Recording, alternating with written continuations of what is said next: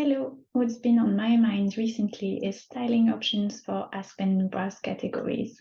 And those styling options, they cover the blocks here of browse categories at the top, but also some options for the book covers underneath. So let's go straight into our settings. I'm already logged into the other tab. And in my administration options, I went into the theme and layout module, then into the themes, and I'm editing my current theme here. If you've already customized the color of your browse categories, maybe you may already know that if you scroll down to the bottom in the theme page, there is a section specifically for browse categories. So this one here. And underneath the color settings, you've got 3 different options. And 2 of them are specifically for those book covers. So you can change the image size, first of all, from medium to large. That might be more suitable if you're displaying your catalog on a big screen. And then you can also change the image layout. And you have options for masonry and grids. Masonry is the one that is kind of optimizing the display of those book covers by reducing the blank space in between. So it's using column, I guess, rather than row. It's probably easier to explain it that way.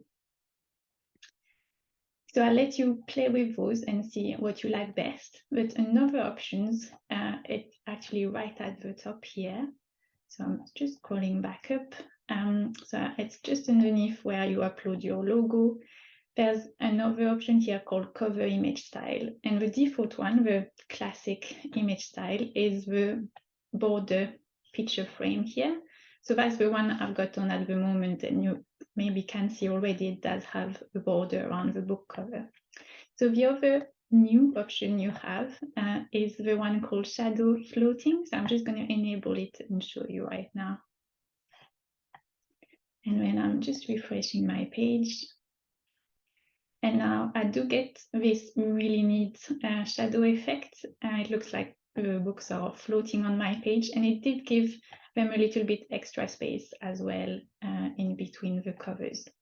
So that's one option for you to try. The other options are related to those blocks here. And again, if I scroll back to my browse categories sections, the other menu I didn't use straight away because I wanted to focus on the book covers is that one here called capitalized browse categories.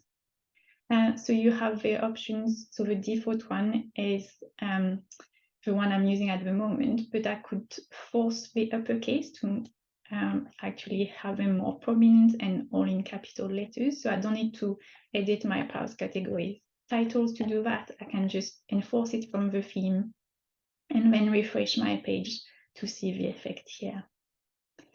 And finally, the last thing I wanted to show you is how to make those blocks sort of rounded rather than rectangular. And the Aspen Help Center has a lot of information, one of which is a great section on using additional CSS in your theme. So I'm going to switch to the Aspen Help Center here. I hope you're familiar with it. You can find the URL simply at help.aspendiscovery.org. And obviously within your Aspen administration setting, there's a link from there as well. So when I'm on here, I want to find the options for the theme and the styling. So I'm going under the admin menu and then theme and layout. It's quite a big page. There's more and more being added to it. So what I'm doing is simply scrolling down to this CSS section here, and there's a section on round browse categories. So this is what I want to do. And it's just explaining that I need to copy this bit and paste it in my theme. So it's here. And it goes in the additional CSS box, which is a text box about halfway down. This one here, I already have a bit of CSS, so I'm just going to paste it at the top. So it does have a note here that explains what it does, and then the code underneath. I'm just going to save that and show you the effect. So now my blocks here are just slightly rounded at the corners, and I'm actually going to update the codes to get a bit of a more pronounced effect on those. So they look nicer already. I'm quite pleased with that. But I'm just going to change the code again a little bit more. So I'm scrolling back to my additional CSS, and here at the top, so I'm just going to enlarge the box here. So in the first line, there's a bit in the code that says border radius 7px. So I'm just, instead of 7, I'm going to be bold and put in 30 and saving that. And now when I refresh my page, I have a much broader angle on my rounded corners for my browse categories.